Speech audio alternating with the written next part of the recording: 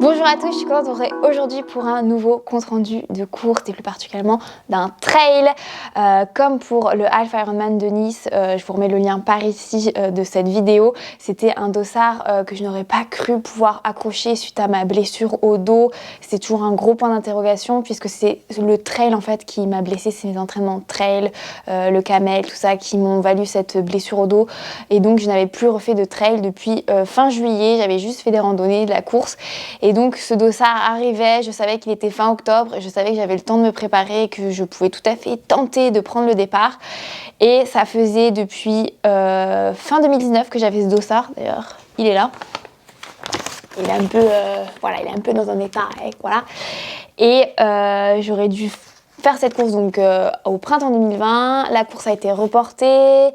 Elle a été reportée au printemps de 2021, puis elle a été à nouveau reportée à ce dernier week-end d'octobre, le week-end du changement d'heure, ce qui est quand même plutôt pas mal puisque ça vous permet de dormir 1 heure de plus avant un réveil assez matinal, c'est toujours matinal de toute manière.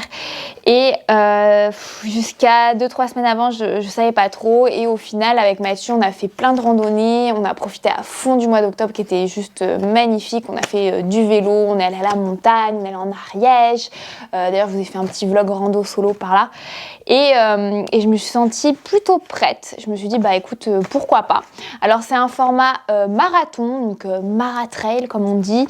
Officiellement c'était 45 km et 2350 de dénivelé. Officieusement on est à 44 km mais à 2450 de dénivelé, donc un peu plus de dénivelé, un peu moins de kilomètres. Vous choisissez en fonction mais je pense que ça revient un peu au même. Aujourd'hui je vais vous raconter un peu mon trail et je vais essayer aussi de répondre à quelques questions en même temps que j'ai reçu, mais j'ai reçu beaucoup de questions sur Instagram, donc je pense que je vais faire une vidéo à part, quelque chose à part sur le trail. Alors déjà, j'avais prévu de vlogger à Annecy pour vous parler un peu de mon week-end parce qu'on est parti jeudi soir et en fait la course avait lieu que dimanche. Donc j'ai fait pas mal de choses à Annecy, il faisait super beau donc j'en ai profité, j'ai fait du vélo le vendredi, je suis allée au Semno, c'était magnifique, enfin bon bref. Voilà, donc je suis allée retirer mon dossard samedi sous la pluie et en fait pendant tout, donc le vendredi c'était le dernier jour, il a fait super beau et ensuite tout le week-end qui arrivait, ils annonçaient un temps de merde. Et quand je dis un temps pourri, c'est genre ils annonçaient de la pluie, du vent, d'ailleurs plusieurs courses ont été déroutées, ça c'est important de savoir, c'est qu'en trail souvent quand la météo est mauvaise, soit le trail on vous force à ne plus pas aller au col ou à éviter les crêtes pour éviter la météo qui peut être fatale, c'est important de le rappeler, le trail en montagne c'est pas comme la route, c'est quand même un peu dangereux, on prend des risques, surtout quand il y a de la pluie, le chemin devient boueux, glissant. Voilà, il faut éviter de prendre des risques et souvent l'organisation adapte les parcours. Sauf que nous, on a eu de la chance sur ce format-là. Bah, en fait, le dimanche, il a fait super beau. Gros spoiler, enfin, je vous spoil pas du tout. Jusqu'à la dernière minute, ils annonçaient de la pluie, du vent. Et finalement, ça a été la météo parfaite, limite trop chaud. Moi, j'hésitais jusqu'à la veille en mode est-ce que je mets un legging, est-ce que je mets un manche courte plus un top manche longue en mode hiver, est-ce que je prends un t-shirt, est-ce que je prends un legging de pluie, parce que en tous les cas dans votre sac vous mettez votre matériel obligatoire. Mais bref, voilà. Donc je vais retirer mon dossard. On est sur le village pour retirer le dossard. Je vous montre un peu le profil de la course en même temps que je parle. Donc, vous voyez, il n'y a pas de difficulté majeure, pas de grosse montée, c'est tout doux. Et surtout, oui, c'est une version expérience, donc pour s'initier en fait au format 40 bornes en trail, donc c'est plutôt cool hein, pour les personnes qui débutent l'année prochaine, parce que là on est sur un report. Donc voilà, vous pouvez rejoindre le podium qui se trouve pas très loin des retraits de sable. Le podium donc il n'y a pas eu de contrôle de matériel obligatoire, donc je me suis fait chier à trimballer tout mon camel et à le préparer la veille pour rien. Si je peux, j'avais fait une vidéo sur comment je prépare mon camel, mais comme d'habitude, c'est l'équipement obligatoire que vous devez mettre dedans, plus vos ravitaux. Je vous mettrai ça en plus si jamais j'ai la vidéo. Donc, un petit rappel de l'équipement obligatoire, c'est une veste imperméable type Gore-Tex, couverture de survie, sifflet, à manger, à boire, un récipient pour boire au ravitaillement. C'est vraiment, on va dire, la base de la base. Et après, on peut rajouter un kit grand froid. Là, il n'est pas activé. Et tant mieux parce que Oui, Biba, t'aimes bien faire du bruit? Bah oui. J'ai pas envie qu'elle soit toute mouillée, hein?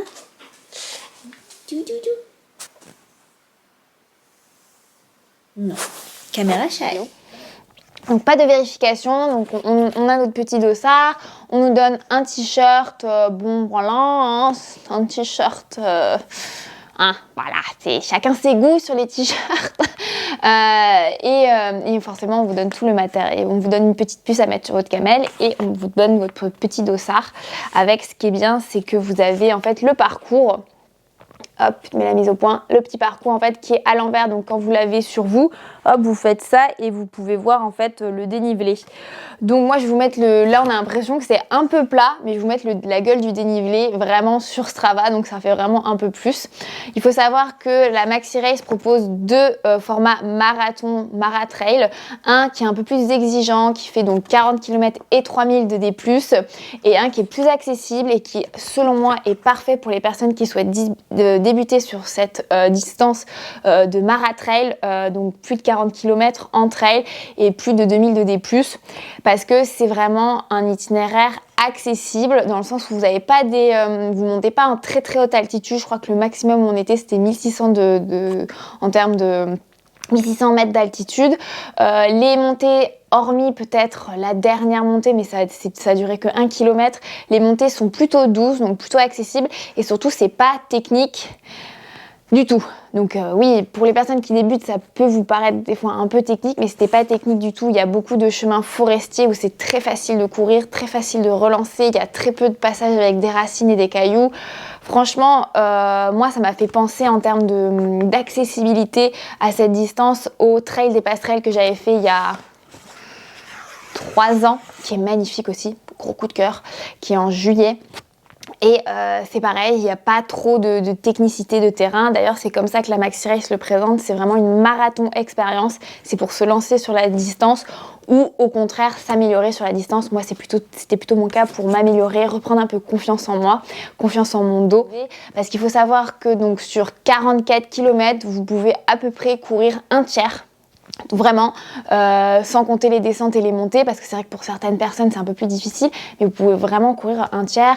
Je crois que les 4 premiers kilomètres vous pouvez les courir, vous pouvez courir il me semble une bonne dizaine de kilomètres entre le 17e et le 30e, vous pouvez courir 31e, donc c'est quand même beaucoup de kilomètres où vous pouvez courir, vous pouvez vous faire plaisir sur les chemins. Et la seule petite difficulté, c'est bien sûr la distance. C'est vrai qu'on se fatigue. Le dénivelé en soi, effectivement, c'est une difficulté. Mais sur cette distance-là, c'est plutôt ce qu'on pourrait s'attendre en trail. Et c'est vrai que c'est la dernière portion, donc, qui est la montée au Mont Verrier par le Mont Bardet. C'était un peu, c'est un peu raide, mais c'est très très court. Donc franchement, ça se fait, surtout que le début de la montée est plutôt douce. C'est vrai qu'il y a des passages où c'est raide, mais c'est aussi ça le principe du trail. Mais il n'y a pas de technique, enfin il n'y a pas de, comme pour la PDA, je vous remets mon compte rendu ici, où vous vous retrouvez avec des gros rochers, vous ne pouvez jamais courir. Là au contraire, c'est vraiment accessible. On va rentrer dans les détails parce que je me suis fait, franchement c'est un trail 100% plaisir. Le départ était donné par SAS, je sais pas si vous voyez, tac, parce qu'en fait c'est vrai ce qui a été beaucoup reproché à la Maxi Race sur les éditions précédentes, c'était trop de monde, trop de bouchons, c'était pas super bien organisé au niveau, c'est pour ça qu'ils ont fait plusieurs courses avec des horaires de départ différents. Donc moi, en fait, vous êtes classé en fonction de votre cote ITRA si vous avez déjà fait des trails. Donc moi, j'étais SAS 2 par rapport à ma cote ITRA, et Mathieu qui a aussi fait le trail était SAS 1.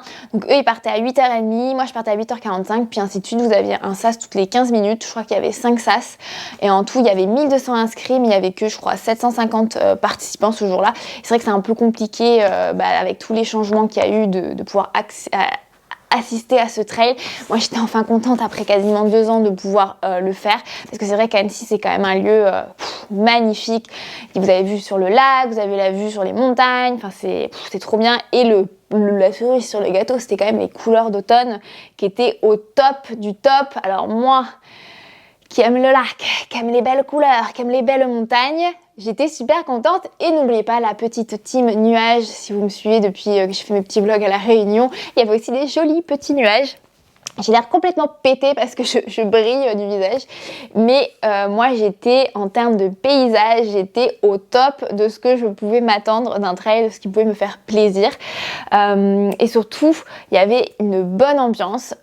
Alors vous dites, ouais, 700 participants, ça fait tout de suite beaucoup et tout par rapport à un trail où on est peut-être 300 au départ, mais vu qu'il y avait les sas, au final, bah, on n'était pas du tout, il n'y avait pas des bouchons, il n'y avait pas de dépassements un peu relous sur des petites, les singles. Donc ça veut dire les petits chemins où vous passez que par un à un. C'était vraiment super agréable et en fait on est parti de Doussard, donc c'est vraiment à l'autre bout en fait vous avez Annecy et Doussard, c'est à l'opposé l'un de l'autre et en fait le Maratrail ça vous fait faire la moitié du tour du lac. Voilà, c'est une petite moitié on va dire.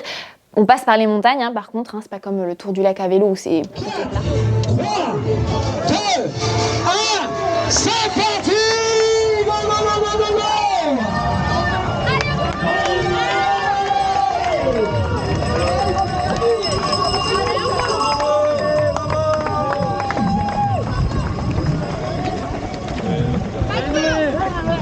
En fait, de Doussard, on va remonter au col de la Forclaz. Et moi, en fait, j'avais fait cette descente du col de la Forclaz il y a 2 ans.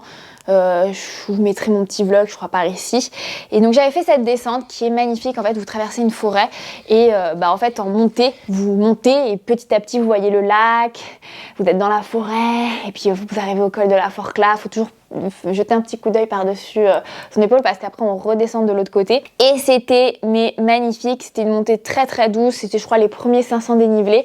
On a fait 3 km sur la route entre la zone de départ qui était près en fait de la zone d'atterrissage en fait de tous les parapentes qu'il y a à Annecy. En fait on a fait 3 km, c'était nickel pour un peu s'échauffer et attaquer la montée très très douce où vous pouvez facilement en plus doubler d'autres personnes et il y avait déjà une bonne ambiance dès le matin et ça fait quand même quelques petits kilomètres pour arriver jusqu'au col de la Forclaz où on arrive, je crois, d'ailleurs c'est assez surprenant parce qu'en fait on surgit, on surgit de la forêt et d'un coup on est sur le col, on s'y attend pas en fait parce que on est vraiment au cœur de la forêt et je me suis un peu marrée quand même quand le speaker, avant de donner le départ, je tiens à préciser qu'il n'y a pas de chasse ce week-end, on s'est arrangé avec les chasseurs pour suspendre la chasse sur les zones de course. Bah merci, hein, qu'on soit pas tiré comme des lapins, hein, parce que c'est quand même, voilà, hein. Surtout qu'à un moment donné, on entendait les tirs quand même, donc c'est jamais très très très rassurant. Mais donc on arrive au col de la Forclaz et direct en fait on redescend et on va redescendre vers je crois que c'était le premier point de ravito qui s'appelle la côte. Voilà, la côte. Un peu note pour l'organisation quand même.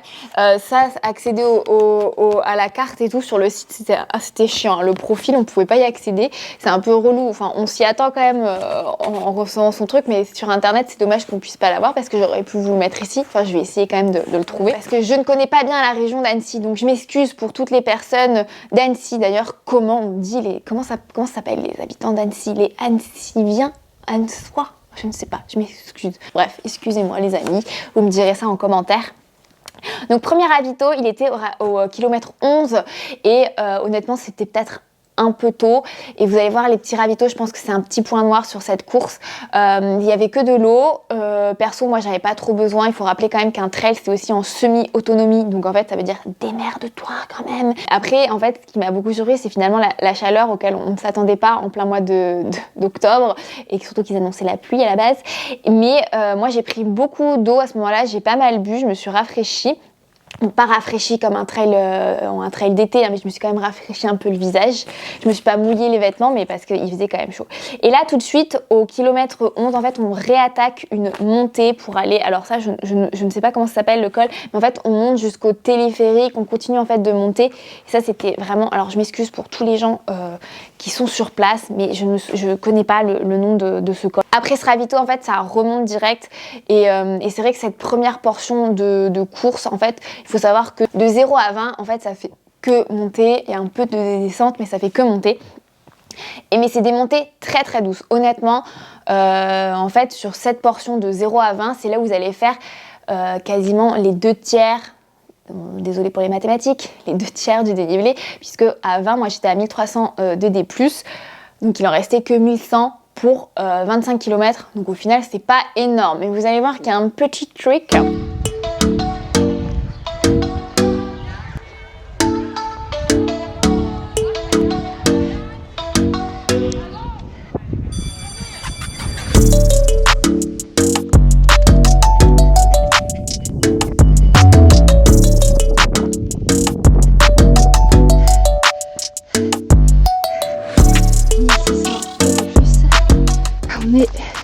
au 26e kilomètre.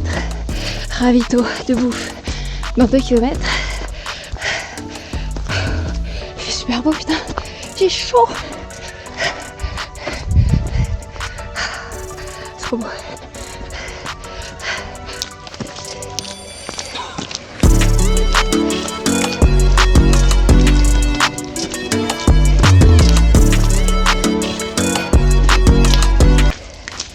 Un peu cool, un petit peu.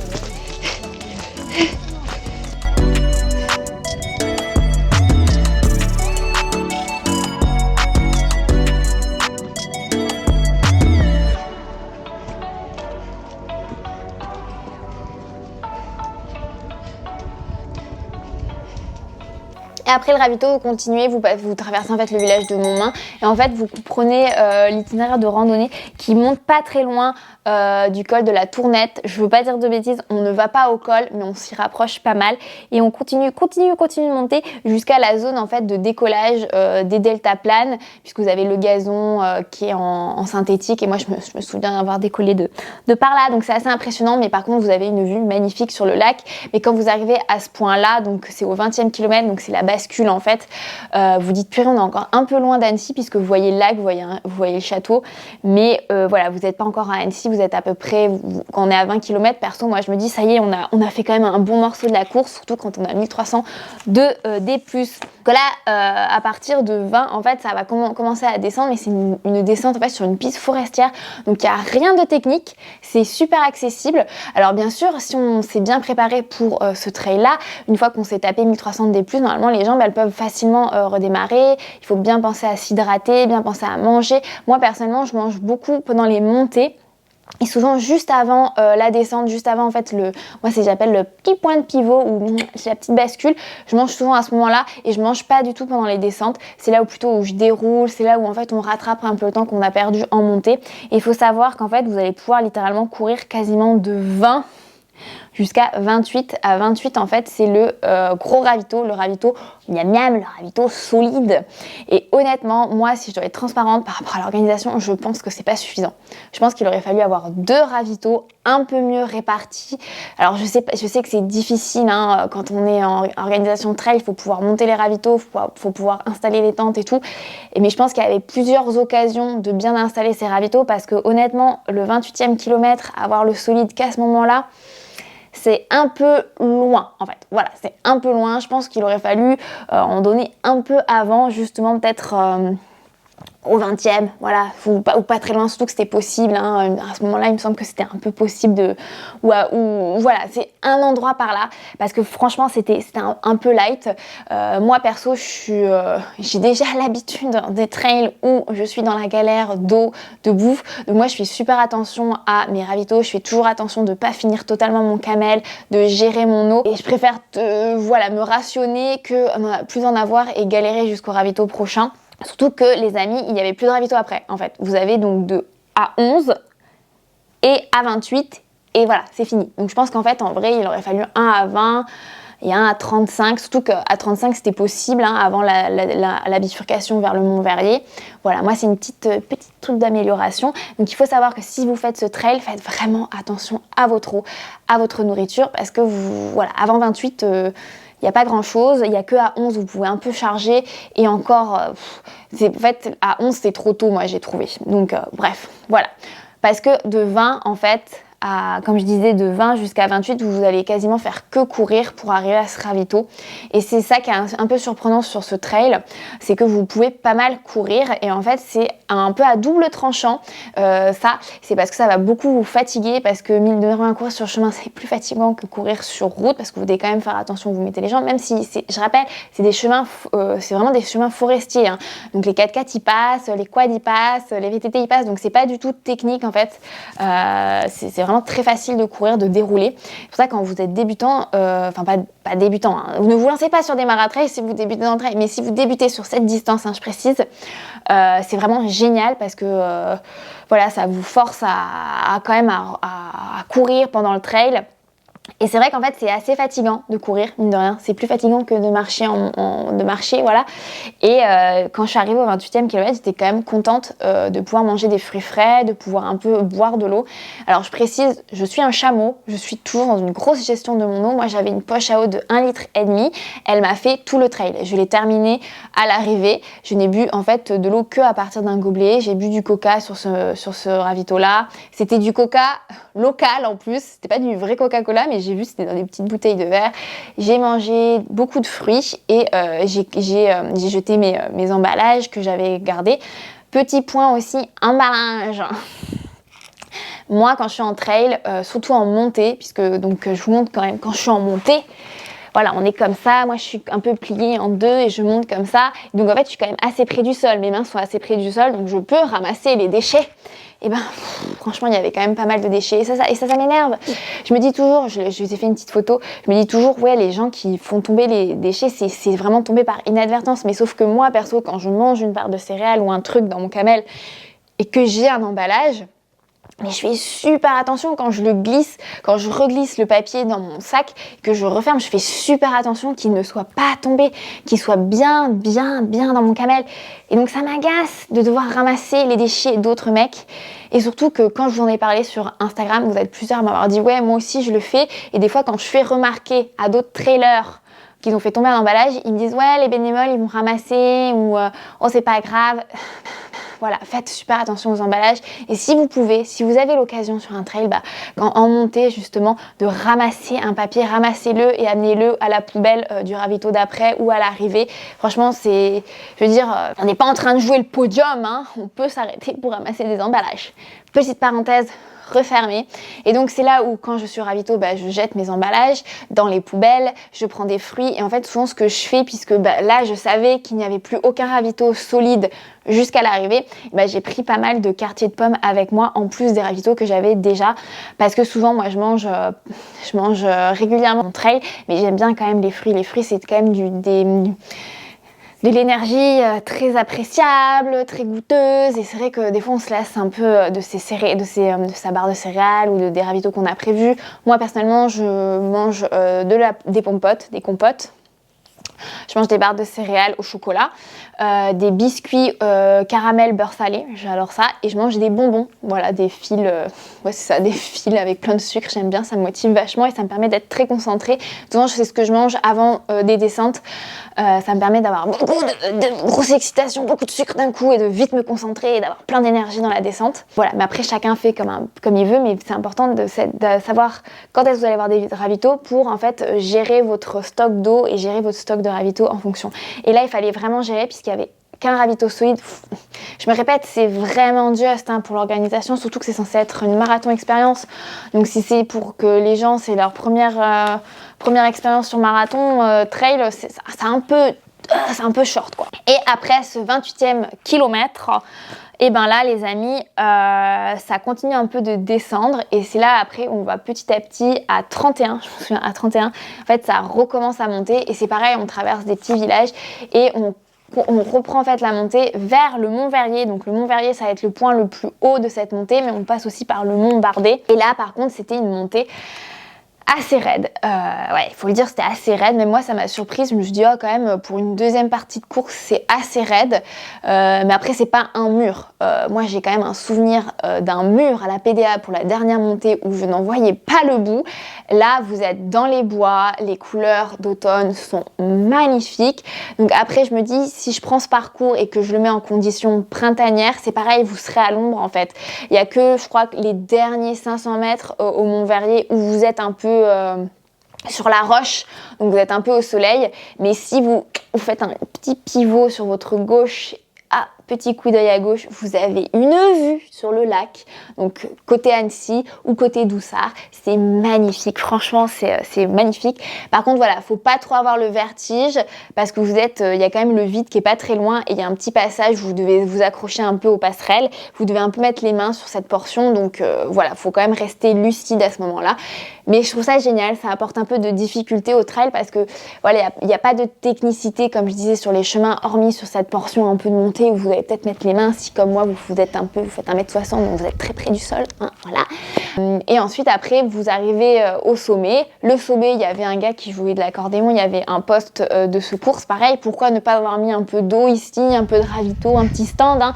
C'est pas obligé d'avoir un énorme stand de ravitaillement mais quelque chose, parce que quand même là ensuite on était au 37e kilomètre, donc vous avez encore je crois 7 km de descente, c'est pareil, c'est assez long quoi.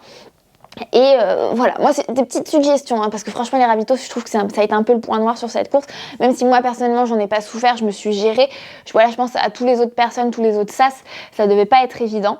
Donc voilà, et à ce moment-là, bah, franchement, il faut faire sa photo hein, quand vous êtes en haut du Mont Verrier parce que c'est magnifique que ça soit côté Annecy que de l'autre côté, désolé, l'autre côté, je ne sais pas, c'est vers le côte des Aravis, Thônes, je ne sais pas, c'est vers là-bas quoi. Et c'était magnifique, franchement, vu qu'il faisait beau, on voyait encore super loin.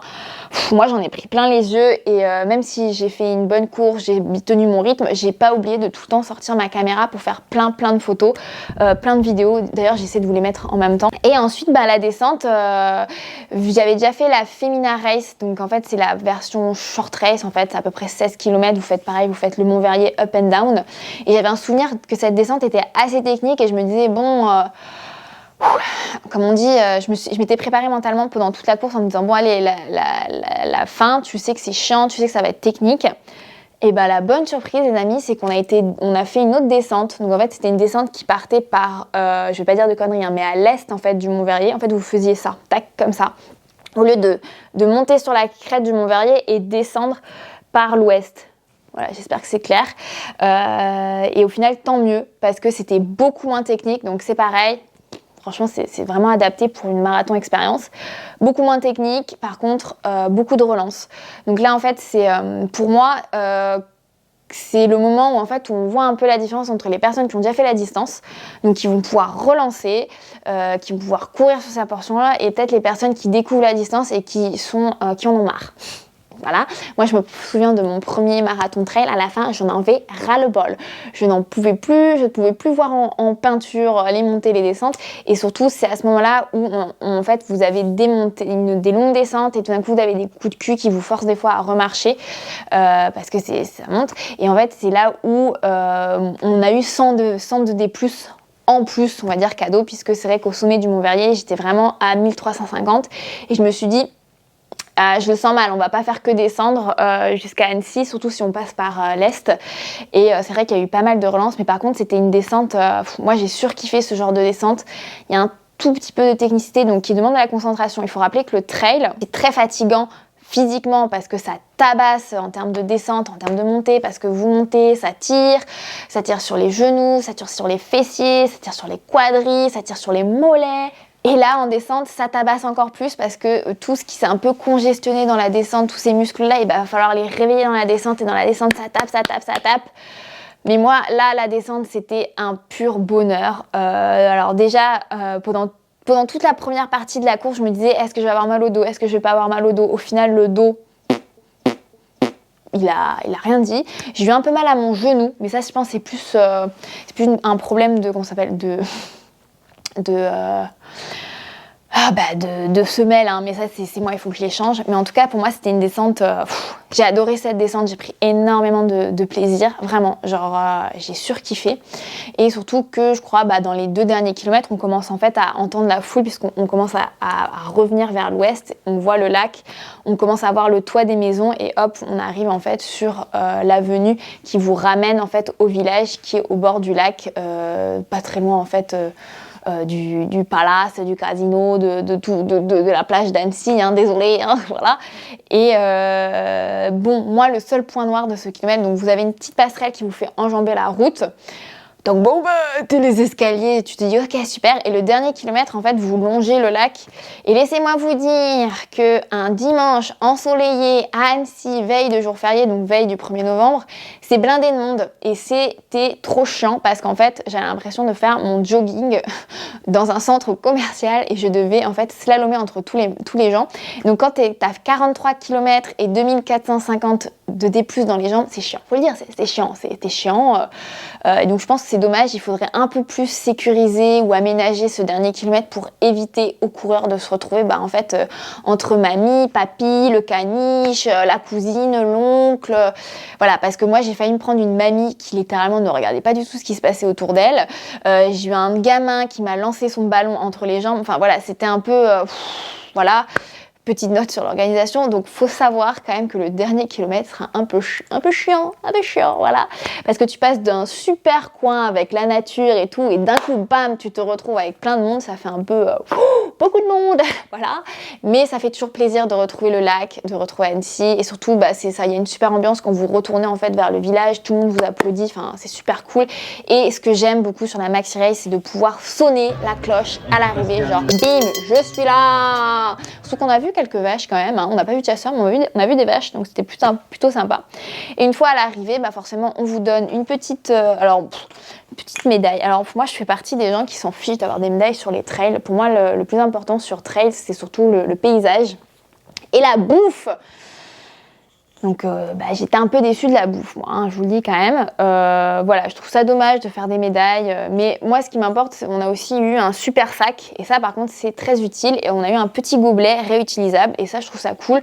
Voilà, je trouve ça dommage. Je sais qu'il y a beaucoup de personnes qui viennent de la route et qui vont sur le trail et qui sont déçues de ne pas avoir des médailles sur le trail. Et depuis quelques années, maintenant, les trails font des médailles. Et bon, je trouve ça... Non, c'est bien de garder l'identité du trail. En trail, t'as pas de médaille, voilà, mais t'as tous tes souvenirs et c'est cool, quoi. Moi, j'ai plus ce besoin de médailles. C'est sûr que ça fait plaisir, mais moi, ce qui m'a fait le plus plaisir, c'était avoir mon petit gobelet réutilisable que je vais pouvoir réutiliser ou avoir mon gros sac que je vais pouvoir utiliser pour la natation ou les voyages. Voilà. Et après ça, vous pouvez faire un pouf dans le lac, voilà, et vous pouvez vous ravitailler. Et c'est pareil, j'étais un peu déçue par le ravito de fin, genre... Voilà, je m'attendais à, vous voyez, des fromages locaux, des pizzas, des crêpes, un truc un peu plus cool, quoi. Et c'est vrai que c'est un peu décevant. Voilà, je préférais pas de médailles, plus de fric dans les ravitaux de fin. Surtout que moi, j'ai eu un gros souci gastrique. Alors, juste petite parenthèse, vous aviez le droit à une boisson offerte. Donc, c'était soit une bière, soit une limonade. Moi, j'ai pris une limonade parce que Mathieu, qui m'attendait, qui a fini lui en 5 heures... qui a fini 45 minutes avant moi. Moi, je finis en 6h29, j'ai oublié de le préciser, je finis en 6h29.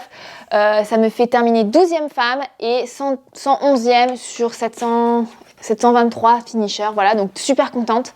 Pour moi, c'est une super course. J'ai pris du plaisir de A à Z et en plus, je fais un super temps, vraiment une performance, donc je suis très très fière, très très contente. Je suis contente de moi, il faut le dire quand ça arrive. Et là, c'était plus... là, Mathieu, lui, il était un peu plus au fond du seau, donc je lui ai pris une limonade pour le rebooster parce qu'il m'attendait. Avec Pipa parce qu'il a eu le temps d'aller à l'hôtel pour aller la chercher et pour la ramener pour qu'on fasse la fiesta ensemble et vous pouviez faire votre récup dans le lac. Pour revenir à mon petit souci gastrique, d'habitude je passe à travers les mailles du filet, mais souvent entre elles, des fois il y a des petits soucis gastriques. Genre il y a une soupe qui est pas fraîche, un thé qui est mal passé, un café qui passe mal et t'as plein de coureurs qui se plaignent de diarrhée, de vomissements, voilà. Je me souviens sur la CCC, j'en avais entendu parler et moi j'avais pas eu ce problème, j'avais pas de problème d'eau. Et là par contre sur la Maxi Race, je sais pas ce qui s'est passé dans l'eau des ravitaux de fin, mais j'ai vomi toute l'eau que j'ai bu dans mon gobelet à la fin de la course. Mais quand je dis vomi, c'est genre j'étais malade, mais comme un chien. Les 2 heures après la course, j'ai vomi que de l'eau. J'ai pas du tout vomi le fromage et les pommes que j'ai mangées, les tucs à la fin. J'ai vomi que ça, que l'eau. Donc voilà, gros warning sur ça, la Maxi Race. Hein. Donc je pense qu'il y a eu un gros souci cette année sur les ravitaux. Désolée, je fais un petit tableau noir sur les ravitaux. Vous allez être en mode non mais en fait on va s'en faire empoisonner sur la course. Non, pas du tout. Pour moi c'est vraiment une course 100% plaisir, surtout quand il fait beau comme ça. Le paysage, il était mais waouh, trop beau, super ambiance, les gens étaient super cool, les bénévoles super cool, l'itinéraire était vraiment bien, 100% plaisir, pas de petite crise de nerfs, sur la technicité. Au contraire, pour moi, ça vous fait un bilan d'une marathon expérience. Pour moi, c'est vraiment une marathon expérience. Vous voulez vous lancer sur ce format de plus de 40 km, plus de demi-2D+, c'est un super choix. Et si vous voulez vous améliorer en trail, c'est pareil, c'est un super choix de course. Je valide. Je crois que les inscriptions ouvrent bientôt, donc ça tombe bien, le compte rendu tombera à pic. Moi, je pense que je reviendrai avec plaisir, malgré ce petit souci d'eau à la fin. Et ben là, ça y est, j'ai pu retrouver du plaisir sur une distance que j'affectionne. Pour moi, cette distance-là, c'est vraiment que du plaisir. Avec, on profite du paysage, mais on peut quand même dérouler les jambes, on peut courir, enfin... Pour moi, c'est vraiment le 100% plaisir. Pour moi, c'est ça. Ça, c'est le trail que j'aime. C'est le trail où on marche en montée, on fait des photos, on peut courir en descente sans penser qu'on va se casser la gueule sur toutes les racines parce que là, il y avait très très peu de technicité sur les chemins. Donc désolée, je me répète, mais pour moi, c'est important que vous sachiez un peu comment vous jaugez sur cette course-là et comment vous puissiez choisir en fonction si ça vous dit ou pas. En tout cas, j'espère que mon compte rendu vous a plu. Je vous mettrai plus d'infos sur la course ou tout ce dont j'ai pas parlé peut-être dans la course et que j'ai oublié dans le compte rendu. Je vous mettrai bien sûr sur l'article, sur le blog, que ce soit l'équipement que j'avais, les chaussures que j'avais, tout ça. Et je vous donne rendez-vous pour une autre vidéo où je répondrai à toutes les questions que vous m'avez posées sur Instagram. D'ailleurs, pensez à vous abonner à mon compte Instagram ou à mon compte Strava pour suivre mes entraînements ou mes courses. Voilà, ça me ferait plaisir. Et bien sûr, comme d'habitude, abonnez-vous à cette chaîne YouTube. Voilà. J'espère que cette vidéo vous plaira. Voilà. Et je vous dis à très vite. Bye bye.